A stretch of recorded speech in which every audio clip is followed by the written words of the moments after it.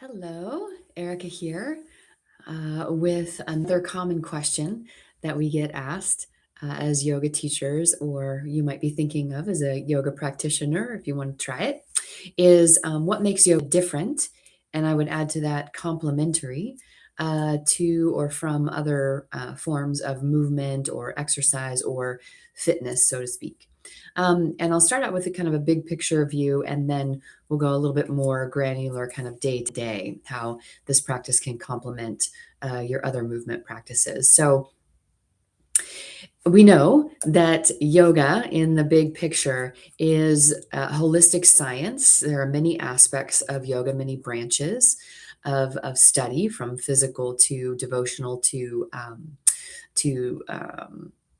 um, wisdom teachings, etc. And most of, or all, pretty much all of what is practiced, or most of, I should say, most of what is practiced in the Western world is mainly the physical side of yoga. And so, in the big picture, yoga, as I've mentioned before, is about getting to know yourself, re embodying your best self. And why would we do that? Why would we want to kind of unite with our higher self or be our best selves, according to yoga? If we have a spiritual tradition, something of higher of our understanding, why would we want to do that? So that, according to yoga, we can go out and do our best work or fulfill our purpose in the world, whatever that is for you, whether it be, a small piece in the world or on the big stage. It's all important.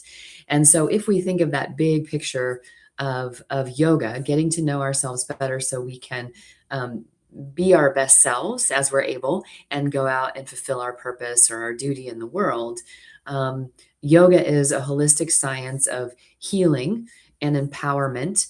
And if we do have a spiritual practice or believe in something, we're connected to something bigger, of spiritual unfoldment. And so if we think of that bigger context, all right, we keep that in the back of our minds, that yoga in the Western world has kind of been distilled down into a physical practice only. And that's fine. If that's all we ever explore, that's wonderful. There are many benefits. And there's also this bigger picture here of a lifetime of study that we could get into. And so that's what makes part of what makes yoga different from other forms of movement, is that there is this bigger picture of a holistic kind of whole person kind of focus, whether that be through movement, meditation, breath work, relaxation practices, or lifestyle practices, spiritual practices. So you kind of getting to work with where you are at the time, right? And so with that, if we take that bigger picture view and then come down to brass tacks of how does it differ or complement other forms of physical movement specifically, some differences or maybe some ways that it might be complementary to your other movement practices. The yoga physical practice is centered at its best around breath connected movement. And so we're very focused on these qualities of breath that allow us to move in a way that is mindful, that is present moment, so that we can get to know our bodies better, what our strengths are, excuse me, maybe where we might want to develop or progress. But it's all centered around the breath and specific qualities of breath that we work with in the yoga practice. Something else that might be complementary to your other forms of movement is, again, that idea of present moment awareness, constantly coming back to something beneficial in our practice. And in the yoga practice, that's our breath. That's how we're feeling in our bodies. Again, this foundational idea of ahimsa, or non-harming, in our practice, which we take off the mat, which I'll talk to you about in a moment. But this idea of present moment awareness to the body, the breath, and also what's going on in the mind. And that is a tall task for sure. Another way that yoga can be complementary and or different from your other forms of movement is that we practice without judgment or expectation. And this can be very difficult in the age of social media and curated photos and videos. And yet, at its core, we ask to have this present in our practice and hopefully off the mat as well, we are seeking to practice without judgment every day. You know, as well as I do, when you wake up in the morning, your body feels different from yesterday, especially if you did a really vigorous workout, for example. Your body's going to be different on the yoga mat than it was if you're well rested or haven't exercised in a few days or have a stressful day. And so we work with present moment awareness and with a lack of judgment expectation. Where we are on our mats is perfect today. We work with what we have. All right. And we do the best we can with what we have to help ourselves, again, become that best version of ourselves so we can go out and do our best work in the world. Because yoga is not just a practice on the mat. It's not just about touching your toes or standing on your head or being able to meditate for 5 hours, right? If we do all of those heroic things in yoga and we go off of our mats and we're a jerk, all right, for the other 23 hours of our day, is that really a yoga practice? And we would all, as teachers and students and practitioners, say no.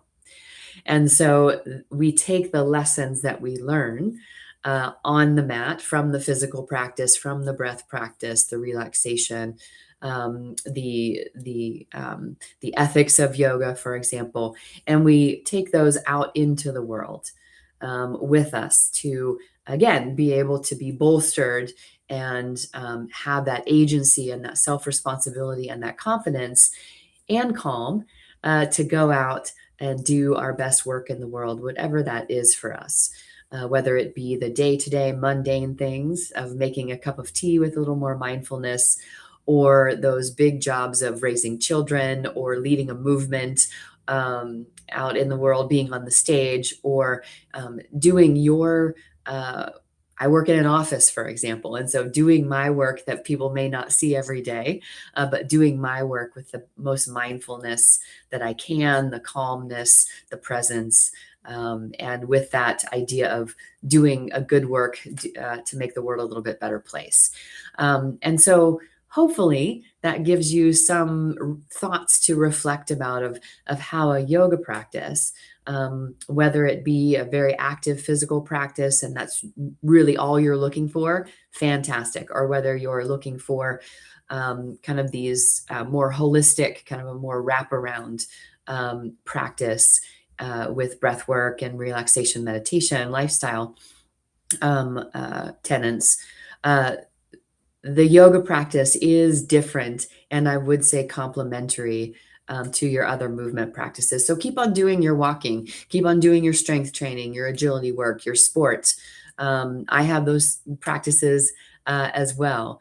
And yet my yoga practice complements those, and they complement my yoga practice.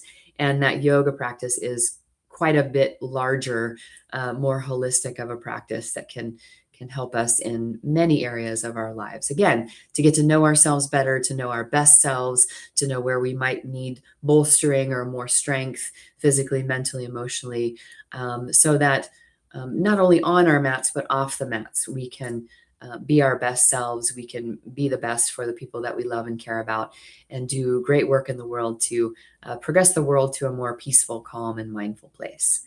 So I look forward to seeing you on your mat, to hearing your or reading your comments below, or reaching out to me if you're in a class with me. And let me know, how does your yoga practice complement your other forms of movement or exercise? What do you see as different or complementary? Or maybe antagonistic? Maybe there's some rubbing up against another practice that, maybe they're not complementary, so we can talk about it. But hopefully, this offers you some ideas, some inspiration for your own practice. And I certainly look forward to practicing with you and conversing with you again soon. Take good care. May you be peaceful, well, and happy.